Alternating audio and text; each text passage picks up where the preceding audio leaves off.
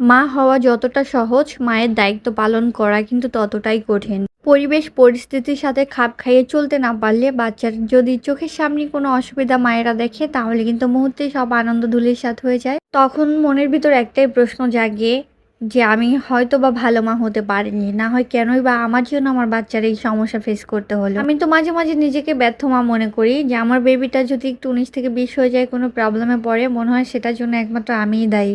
তবে গ্রামে গিয়েছিলাম আনন্দ করার জন্য। বাট আনন্দটা কিন্তু একদমই মাটি হয়ে গিয়েছিল। আর কেন হয়েছিল, কিভাবে হয়েছিল সেই সবকিছু তোমাদের সঙ্গে এই ব্লগে শেয়ার করব। সো হ্যালো এভরিওয়ান, আসসালামু আলাইকুম। কেমন আছো সবাই? আই হোপ সবাই ভালো আছো, সুস্থ আছো। সুরিয়ানিয়াস ফ্যামিলি ব্লগে সবাইকে স্বাগতম জানিয়ে শুরু করছি আজকে ব্লগটি। তো প্রতিদিনের মতোই বলছি, যারা আমার ভিডিওটা দেখছো এই মুহূর্তে লাইক করতে ভুলে গিয়েছো, প্লিজ একটা লাইক করে দিও। আর যারা প্রথমবার আমার চ্যানেলটা ভিজিট করছো, চাইলে সাবস্ক্রাইব করে দিয়ে আমার পাশে থেকে যেতে পারো। এটা হচ্ছে গত বৃহস্পতিবার বিকালের ভিডিও, মানে আসরের পরেই তো রেডি টেডি হয়ে মা মেয়ে আমরা কিন্তু সবাই বের হয়ে পড়েছি গ্রামে যাওয়ার উদ্দেশ্যে। যদিও আমার হাজব্যান্ডের যাওয়ার কথা ছিল না, কারণ তার তো একদমই ছুটি ছিল না, কিন্তু যে পরিমাণ বৃষ্টি বাদল হচ্ছিল ও একদমই মানে আমাদের একা যেতে দিতে চায়নি। মানে ওর সাথে যেতে পারছিল না, আর আমাদেরও একা সাথ ছিল না। সবকিছু মিলিয়ে যাব কি যাব না দোটানার মধ্যে ছিলাম। দেন অনেকদিন গ্রামেও যাওয়া হয়নি, আর আমার বেবিটাও একঘেয়েমি চলে আসছে বাসায় থাকতে থাকতে।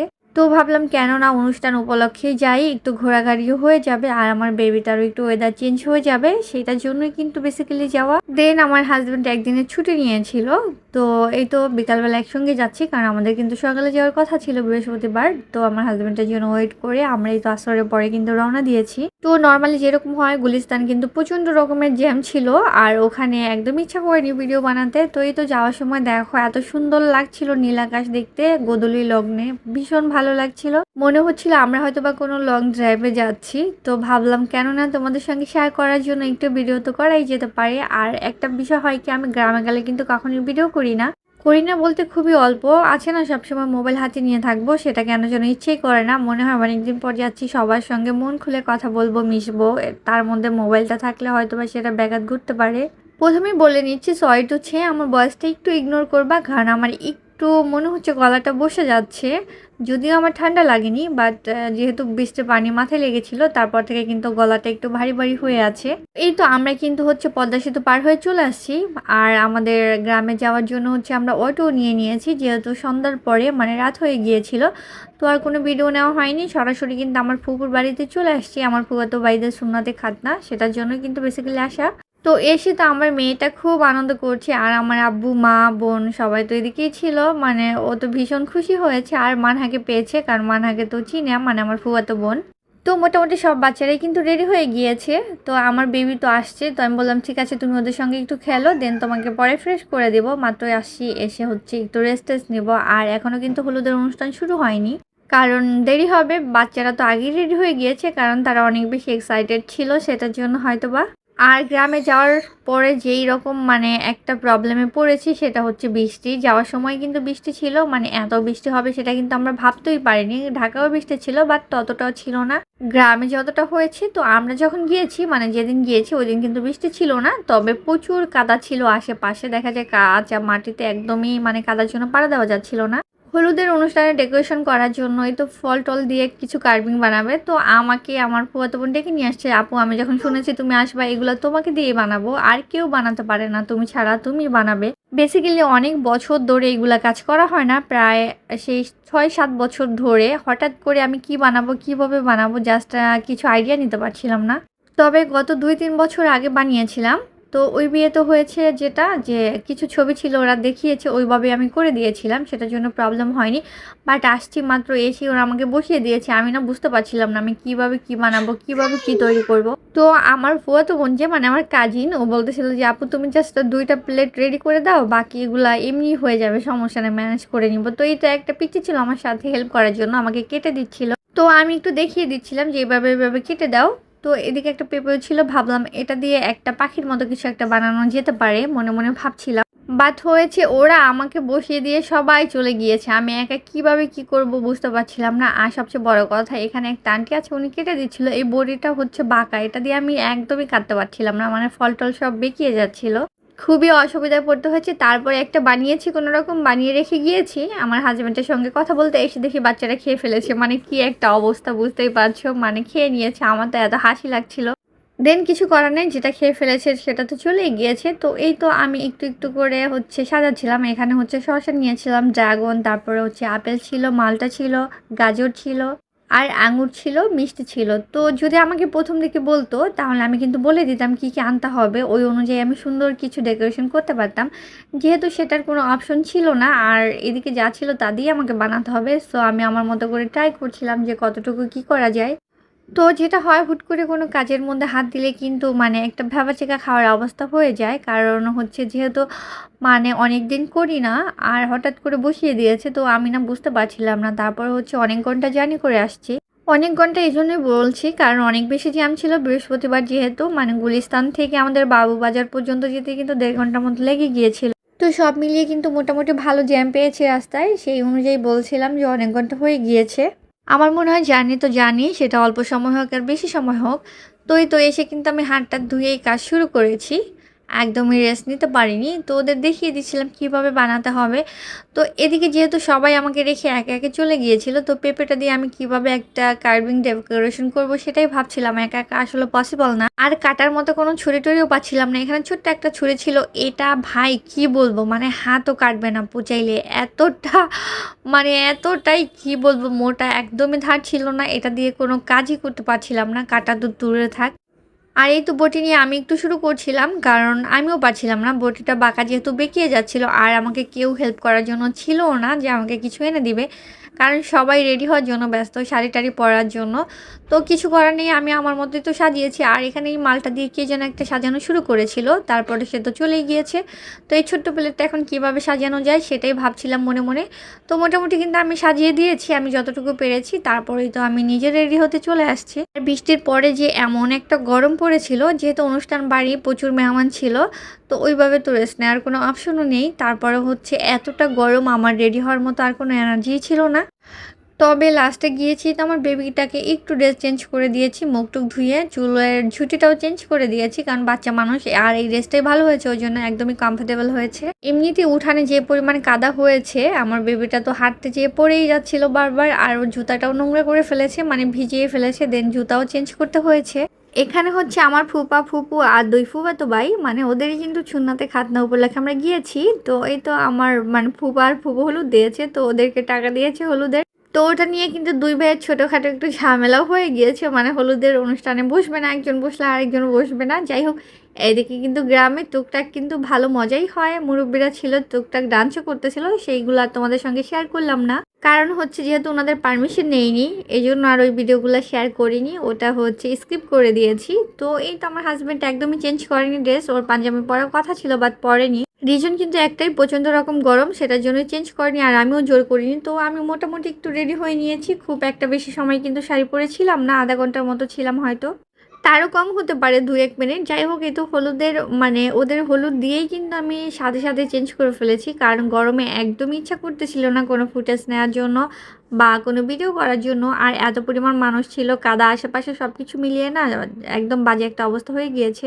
আর এই তো আসছি কিন্তু প্রায় হচ্ছে ২-৩ ঘন্টা হয়ে গিয়েছে। এর মধ্যে কিন্তু আমার বেবিটা একদমই রেস্ট নেয়নি। সে কিন্তু খিটখিটে হয়ে যাচ্ছিল। কারণ আমি জানি ও এই পরিবেশে মজা তো অনেকক্ষণ করবে, বাট রেস্টের জন্য ওর যে নিরিবিলি একটা পরিবেশ দরকার সেটা কিন্তু এখানে নেই, আর সেটা পাচ্ছিলামও না। আর সম্ভবও না অনুষ্ঠান বাসায়। তো একে, একে সবে হলুদ দিচ্ছে। আর আমি বের হওয়ার আগে কিন্তু হলুদের সবকিছু দেওয়া শুরু হয়ে গেছে। মানে শুরু হয়ে গেছে বলে ভুল হবে, প্রায় শেষের দিকে আমি গিয়েছিলাম। তো আমাকে কিন্তু ১ম এই ডেকেছিল নেয়ার জন্য, বাট আমি কিন্তু যাইনি। যে গরম, তোমরা সমস্যা নেই হলুদ দাও, আমি পরে রেডি হয়ে আসছি। এই তো ২-১টা ছবিও নিয়েছিলাম আমাদের, সেগুলোই কিন্তু তোমাদের সঙ্গে একটু শেয়ার করে দিলাম। পরের দিন হচ্ছে সকালবেলা, মানে ঘুম থেকে উঠে খিচুড়ি খেয়েছিলাম। অনুষ্ঠান বাসায় খিচুড়ি রান্না করেছিল, কলিজা, ফ্যাপসা এগুলা দিয়ে গরুর। তো এই তো আমাদের বাসা যাওয়ার সময়, মানে ফুফুদের বাসা থেকে আমাদের বাসা যাচ্ছি, আমার হাজব্যান্ড তো রাতেই যাওয়ার জন্য পুরো পাগল হয়ে গিয়েছিল যে অ্যাটলিস্ট বাবু যাতে রিল্যাক্সে একটু ঘুমাতে পারে, সেটার জন্যই যেতে চেয়েছিল। কিন্তু এই পাকা রাস্তা মানে কিছুটা যাওয়ার পরেই ভেঙে গিয়েছে। তারপরে হচ্ছে কাদা টাদা বিশ্রী অবস্থা, মানে গাড়িও চলে না এই রাস্তাটা দিয়ে। তো এতটুকু জায়গায় কিন্তু ভালো, বাকিটাই কিন্তু কাদা পানি, মানে ভাঙা, খুবই বাজে অবস্থা। খুব কষ্ট হয়েছিল আমাদের যাওয়ার জন্য। আমরা কিন্তু আমাদের মানে বাড়িতে যাওয়ার জন্যই তো মজা করছি। আর আমার ব্যাগটা আমার হাজব্যান্ডকে ধরিয়ে দিয়েছি। আমার ইচ্ছা ছিল একবারে অনুষ্ঠান শেষ করেই আমাদের বাসায় চলে যাব। তো আমার হাজব্যান্ড বলতেছিল, দেখো এত মানুষের মধ্যে তুমি ভালোভাবে রেডিও হতে পারবে না, আর বেবি একটু রিল্যাক্স দরকার, সব কিছু মিলিয়ে চলো আমরা যাই। আর খুব একটা দূরে না কিন্তু আমাদের বাসা থেকে ওই তো যেই গ্রামটা দেখা যাচ্ছে ওই গ্রামটাই কিন্তু আমাদের। তো দেখা যায় যেহেতু গ্রামের রাস্তাগুলোতে ভ্যানই চলে, আমাদের এখানে রিক্সা চলে না। সো ভ্যান থাকলে কিন্তু এই প্রবলেমটা হতোই না, 10 মিনিটের মধ্যে আমরা পৌঁছে যেতে পারতাম। ওই তো তোমরা যে গাছপালাগুলো দূরে দেখতে পাচ্ছ ওটাই কিন্তু আমাদের গ্রাম। তো এই তো হেঁটে হেঁটে যাচ্ছি, কোনো ওয়ে নাই। আর নদীতে দেখো কত বেশি পানি হচ্ছে, যেহেতু বর্ষাকাল চলছে পানি তো হবেই। তো আমরা কিন্তু আমাদের বাড়িতে আসার আগেই কিন্তু বৃষ্টি শুরু হয়ে গিয়েছে, মানে আমার এক চাচার বাড়িতে, তারপর ওনাদের ঘরের মধ্যে যে আমরা আশ্রয় নিয়েছি বৃষ্টির জন্য, মানে এরকম একটা অবস্থা হয়েছে। আস্তে আস্তে কিন্তু ভিজে গিয়েছি। তো ওই তো একটু ঘুমিয়েও গিয়েছিলাম, বৃষ্টি কমেছে, দেন দুপুরবেলা রেডি হয়ে বের হয়েছি। আর বৃষ্টি পরে এত রোদ উঠেছে আমি তাকাতেই পারছিলাম না, প্রচণ্ড রকম গরমও লাগছিল। তো নর্মালি আমরা একটু লেট করেই গিয়েছি, প্রায় 2টা 2:30টার মতো বাজে, তখনই তো যাচ্ছিলাম। আসলে কোনো ওয়ে ছিল না, যে পরিমাণ কাদা টাদা হয়েছিল এই হেঁটে টেটে যাওয়ার কোনো অপশনই ছিল না। আর এই তো একটুখানি রাস্তা যে পাকা ছিল, মানে পাকা তো পুরো রাস্তাতেই, বাট এই তো যেখান থেকে একটু ভালো ছিল ওখান থেকেই তো আমরা একটা ব্যান নিয়েছি যে এতটুকু আমাদের নামিয়ে দেন, মানে 5 মিনিটের মতো ব্যানে উঠবো আর কি। তো যাই হোক, কিছু করার নেই, আমরা একদম শেষে খেতে আসছি, যেহেতু লেট করে আসছি একদম শেষেই বসেছিলাম। তো সবাই তো বলছিল এত লেট করে কেন আসছি, এটা সেটা, যাই হোক খাবারটা তো বড় কথা না। আমার মনে হয় কমফোর্টেবলটা অনেক বেশি ইম্পর্টেন্ট। আর এদিকে দেখো গিফট পেয়েছে, তো আমার বেবি হচ্ছে এই গিফটটা নিয়ে আসছে, ও এই গিফটটা ছাড়া কিছুতেই আসবে না। তো আমার ফুপু দিয়ে দিয়েছে, কারণ ও ভেবেছিল এটার মধ্যে খেলা আছে। তো এই জন্যই বলছিল যে এই গিফটটা আমাকে দাও আমাকে দাও, তো ওই তো। আর আমরা বেসিক্যালি হচ্ছে টাকাই দিয়েছিলাম গিফট হিসাবে। সো আমাদের মনে হয়েছে যেহেতু একটু মানে টাকা দিলেই ভালো হবে, সেটার জন্য আর অ্যামাউন্টটা বলছি না, যতটুকু আমাদের সামর্থ্য ছিল তার মধ্যে দিয়েছিলাম। তো বাটিগুলো খুলে দেখলাম 4টা বাটি ভাঙা, 2টা বাটি ভালো ছিল, আর এগুলো একদমই খুবই মানে নর্মাল কাচের। এগুলো দিয়ে আমার বেবি আসলে খেতে পারবে কিনা জানি না। তো আমি মা বলতেছিল 2টা নিয়ে যেও, যে 2টা ভালো আছে, যেহেতু ও হাতে করে নিয়ে আসে, এগুলো দিয়ে আমরা কী বা করবো, আর যেহেতু সাইড থেকে ভাঙা এগুলো ইউজও করা যাবে না। তো আর এদিকে দেখো মশা কামড় দিয়েছে আমার বেবিকে, আমার আব্বু হচ্ছে কস্টিপ দিয়ে ব্যান্ডেজ লাগিয়ে দিচ্ছিল, কারণ তার তো মশা কামড় দিলে তাকে ব্যান্ডেজ লাগাতে হয়। আর আমার কপাল টপালও কিন্তু মশায় কামড়িয়ে শেষ করে দিয়েছে, মানে বর্ষার সময় যেটা হয় গ্রামে, তার উপরে বৃষ্টি, প্রচণ্ড রকমের মশা। এই তো সন্ধ্যাবেলা হচ্ছে আমরা সেমাই টেমাই নাস্তা খেয়েছিলাম, মা রাতে আমাদের জন্য রান্না করেছে গরু মাংস, স্যালাড, তারপর হচ্ছে বেলে মাছ দিয়ে হচ্ছে টমেটো দিয়ে চচ্চড়ি, ইলিশ মাছ কচু দিয়ে রান্না, করলা ভাজি, লাল শাক, পোলাও ভাত, এইসবই ছিল রাতে, কারণ যেহেতু দুপুরে একটু ভালোই খাবার খাওয়া হয়েছে আর যেহেতু অনেক বেশি গরম ছিল, দেন সব কিছু মিলিয়ে আর কিছু করতে দেয়নি। আর রাতেবেলা এর থেকে বেশি খাবার আসলে দরকার হয় না। তো এই তো এগুলোই হচ্ছে আমাদের রাতে মেনু ছিল। পরের দিন সকালবেলা তো আমরা ঢাকায় চলে আসবো। বেসিক্যালি কিছুদিন থাকতে চেয়েছিলাম, যেহেতু আমরা গিয়েছি 2 দিন ধরে, কোনো ড্রেসে কিন্তু আমরা ওয়াশ করতে পারিনি, মানে এত বেশি কাদা টাদা ছিল। দেখা যায় কি আমাদের মানে আমার বোন ওদের 2-3 দিন আগে ড্রেসও শুকাচ্ছিল না। আর সবচেয়ে বড় কথা হচ্ছে কারেন্ট তো একদম টোটালি থাকে না, যায় আর আসে, এক রাতের মধ্যে 5-6 বার 7 বার কারেন্ট যাওয়া, তো বুঝতেই পারছো কেমন একটা অবস্থা। তো এই তো গাড়ি থেকে দেখছিলাম আমাদের হচ্ছে কলেজের কিছু স্টুডেন্ট, স্কুলের মানে গ্রামে, ওরা হচ্ছে টাকা তুলছিল বন্যার্ত মানুষদের জন্য, খুব ভালোই লাগছিল। আমাদের সামর্থ্য অনুযায়ী আমরাও সাহায্য করেছি। তো দেখে মনে হচ্ছিল এখনের ছোট ছোট ছেলে মেয়েগুলা কত অ্যাক্টিভ, তাই না? তারা মানুষের বিপদে কিভাবে ঝাঁপিয়ে পড়ে, দেখতে কিন্তু বেশ ভালোই লাগছিল। এই রোদের মধ্যে কতটা পরিশ্রম করে যাচ্ছে ওরা। আর এদিকে আমার বেবি কিন্তু গেমে একদম অবস্থা খারাপ হয়ে গিয়েছে। বেসিক্যালি আমরা কিন্তু সকাল 7টার মধ্যে রওনা দিতে চেয়েছিলাম, কিন্তু বৃষ্টির কারণে সেটা হয়নি, প্রায় আমাদের 10টা বেজে গিয়েছিল রওনা দিতে দিতে। দেখা যায় কি এই গাড়ি পর্যন্ত আসতে আসতে আমাদের 11টা প্লাস হয়ে গিয়েছিল। আর প্রচণ্ড রকমের গরম রোদও ছিল, মনে হচ্ছিল যে কোনো মুহূর্তে বৃষ্টি আসবে। বৃষ্টি আসার আগ মুহূর্তে যেরকম গরম থাকে আর কি, ওই রকম গরমটাই ফিল করতে পারছিলাম। তো আমার হাজব্যান্ড আমার বেবিকে একটু বাইরে নিয়ে দাঁড়িয়েছে, কারণ বাইরে একটু খোলামেলা, আর গাড়ির মধ্যে কিন্তু একদম বসতেই পারছিলাম না। তো এদিকে দেখো আমার কয়েকটা গাছের দিকে নজর গেল। এই গাছগুলো আসলে কী গাছ আমি নিজেও জানি না, তোমরা যদি জেনে থাকো কমেন্ট করে জানাতে পারো।